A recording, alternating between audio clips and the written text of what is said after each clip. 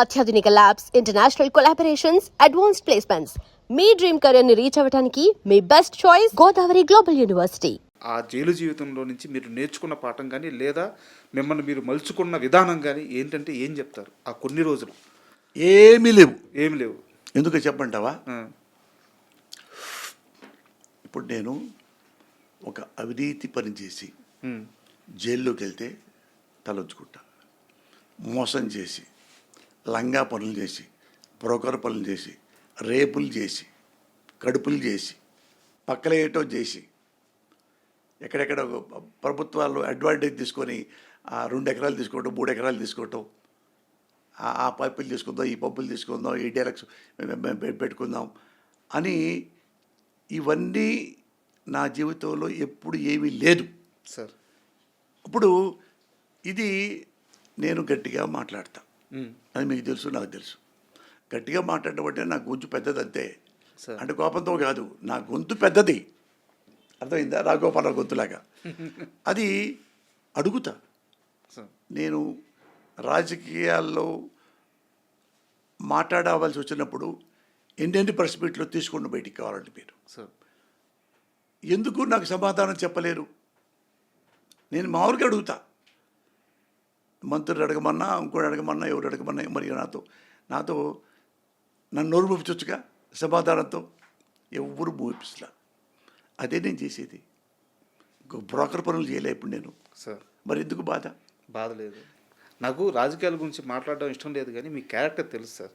మిమ్మల్ని చిలకలూరిపేటో సంథింగ్ ఎక్కడో టికెట్ ఇచ్చి ఎమ్మెల్యేగా పంపిస్తే ఓడిపోనన్నా ఓడిపోతాను కానీ 1 క్వార్టర్ ముందు పంచను, 10 రూపాయలు డబ్బులు ఇవ్వను అని చెప్పి స్థిరంగా నిలబడ్డ మనిషి మీరు. కాదు, అంటే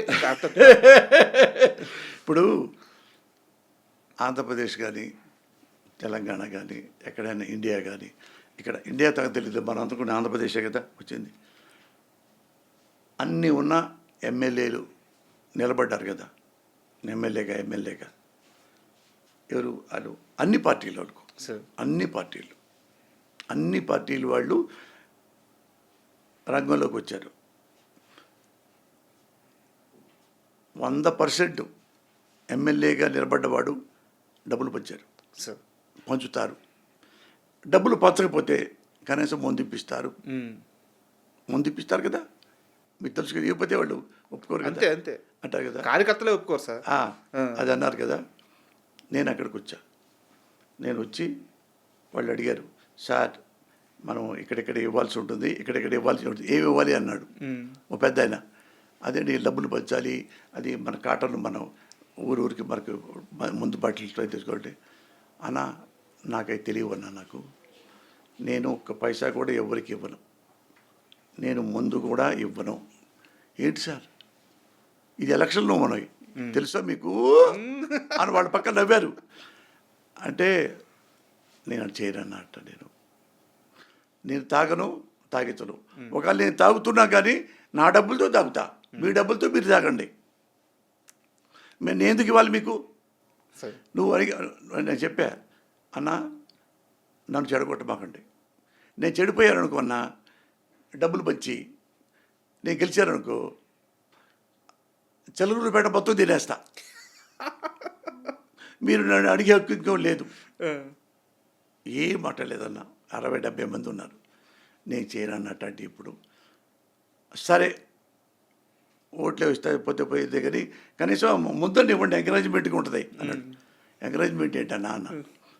ఏమంటే వాళ్ళు మరి అటు మాట్లాడుకోవాలి, వాళ్ళు పాంప్లెట్లు పంచుకుంటూ ఉండాలి, వాళ్ళకి వచ్చి మందు అంటే వాళ్ళ డబ్బులు తాగి మందువు చేసుకోమన్నా. నేను చేయను అన్న. నన్ను పాడు చేయొద్దన్నా అన్న. అరే మందు పట్టడం కూడా పాడు చేయటం ఏంటండి అన్నాడు. ఆయనంటే అన్న తల్లి సాక్షిగా చెప్తున్నా, నేను పైసా కూడా ఇవ్వను. అయితే ఎవరు రారు సార్ కార్యకర్తలు, మీతో పాటు జీపీకి రారు, నేను కూడా వెళ్ళిపోతారన్నా. తెల్లారెక్కా, 2 ఉన్నారు. అరగంట దాకా వెళ్ళా, నిండిపోయారు. మళ్ళీ ఎక్కారు వేరే వాళ్ళు. అంటే వాళ్ళు అర్థమైపోయింది, అయిపోయింది.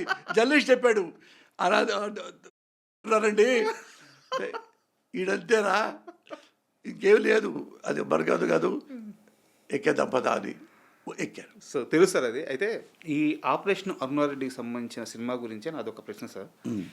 మీరు చాలా అలవోకగా నైటీ వేశారు, చాలా అలవోకగా చీర కట్టారు. సో పోసాని కృష్ణమర్లో ఏది చేసినా స్క్రీన్ మీద వర్కౌట్ అవుద్ది. సినిమా ఇండస్ట్రీలో ఆయన ఎక్కడ పెడితే అక్కడ బంగారమే. అయితే ఆ మెంటల్ కృష్ణ సినిమాని నేను టైర్ 1 టైర్ 2 ఇలాంటివి నమ్మరు కానీ, బట్ మీకు క్వశ్చన్ అర్థం అవడానికి చెప్తున్నాను. ఒక టైర్ 3 హీరోకి మెంటల్ కృష్ణ సినిమా రాశారు మీరు, తక్కువ మార్కెట్ ఉండే హీరోకి. అతను కూడా నైటీ వేసుకోవడానికి ఇష్టపడకపోతే మీరు ఆ సినిమా తీశారు. అయ్యో పెట్టలే, ఆయన సిగ్గుపడ్డాడు. సో పేరు ఎందుకు లేని నేను పేరు చెప్పట్లేదు. అవును. అంటే ఆ హీరో కూడా వేసుకోకపోతే మీరు వేసుకున్నారు. తర్వాత కాలంలో సార్ మీ తరువాత ఈ రోజుకి కూడా మళ్ళీ అంటే చిన్న చిన్న దెయ్యాల సినిమాల కోసం వేసుకొని ఏదో లారెన్స్ గారు ఇలా చేశారు కానీ, బట్ ఆ తర్వాత మళ్ళీ అలా చీర కట్టుకుంది ఒక అల్లు అర్జున్ గారే. పుష్ప సినిమా చూస్తున్నప్పుడు ఆయన అలా చీర కట్టుకొని అటువంటి ఒక పెద్ద mass hero, pan India hero. అవును. మీకు చూసినప్పుడు ఖచ్చితంగా మీకు ఏదో ఒక ఫీలింగ్ కలిగి ఉంటుంది కదా, ఒక ఇంప్రెషన్ వచ్చి ఉంటుంది కదా. అవును. అది షేర్ చేయండి సార్. అది వాళ్ళందరికంటే నేను మెంటల్ కృష్ణలో నైటీ వేసుకున్నా. అవును. నైట్ ఇంకా అన్యాయం కదా, చీర అంటే ఏడ కప్పుకోవచ్చు. నేను ఎక్కడ పెట్టుకొని నైటీ వేసుకొని నేనేమన్నా ఇసరా అని అనుకొని వస్తే ఒక హీరో వద్దన్నారు. వద్దండి అది వద్దు అంటే నేను అడగల, అంటే కన్విన్స్ చేయలే. అతనికి ఇష్టం లేనప్పుడు తప్పు. అది ఇంకొకటి మళ్ళా శివాజీని అడిగా.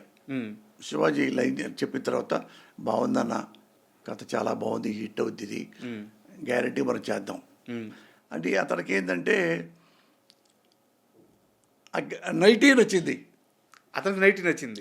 ఎందుకంటే శివాజీ సినిమాలు చేశాడు కదా, టేస్ట్ ఉన్నాడు, కొంచెం కథ పల్స్ తెలిసిన మనిషి. అందుకని అందులో ఈ నైటీ వేస్తే నాకు మంచి ఇంకా బాగా క్రేజ్ వస్తుంది అన్న భావన కూడా ఉంటుంది.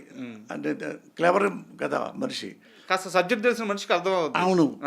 అట్లా అయిన తర్వాత నేను సంతోషపడ్డా. అయిన తర్వాత మళ్ళీ ప్రొడ్యూసర్ గారు వచ్చి మాట్లాడి కూర్చున్న తర్వాత నాకు కూడా డౌట్ వచ్చింది.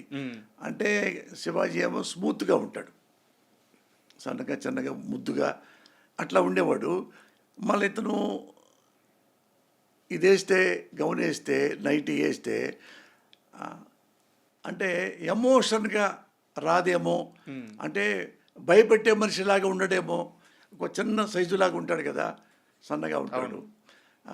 నేనంటే హైట్గా ఉంటా, 6, చెప్పులు వేసుకుంటే 6'1" అవుద్ది. మీరు ముందు రాసిన హీరో కూడా చాలా పెద్ద హైట్ లేండి. అవును. అట్లా అలాగా అది చేద్దాం అనుకుంటే ఈ నైటీ క్యారెక్టర్కి సూట్ అవ్వాల. ఇది శివాజీ. నాకు ప్రొడ్యూసర్గా అనుకున్నాం, కొద్దిగా శివాజీ స్మూత్గా ఉంటాడు, ఇది నైట్ అయితే బాగోదేమో అతనికి అనుకొని, అంటే అయితే మీరే చేయండి అన్నాడు ప్రొడ్యూసర్.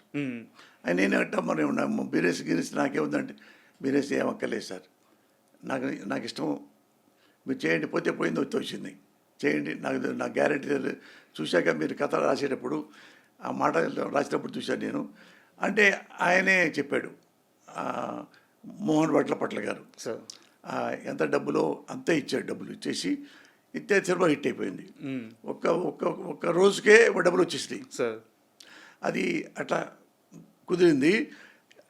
ఆ తర్వాత నా నైటీయే వేసిన వాడిని చీర కట్టుకోలేనా?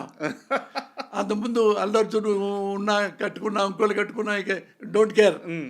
అందుకని ఇది నాకు సూట్ అవుద్ది నా క్యారెక్టర్కి అనుకుని రాశా. చీర కట్టుకొని చూశారుగా మీరు. ఆ టీజర్ చూస్తుంటే మీకు మాత్రం యాప్ట్ అయ్యే క్యారెక్టర్ లాగా ఉంది అది. అవును. అంటే ఒక హీరో కట్టుకోవాలంటే కొద్దిగా ఇబ్బందిగా ఉంటుంది ఎవరికన్నా. పైగా ఏంటంటే సూట్ అవ్వాలి ఆ కథ. ఆ కథ సూట్ అవ్వాలి.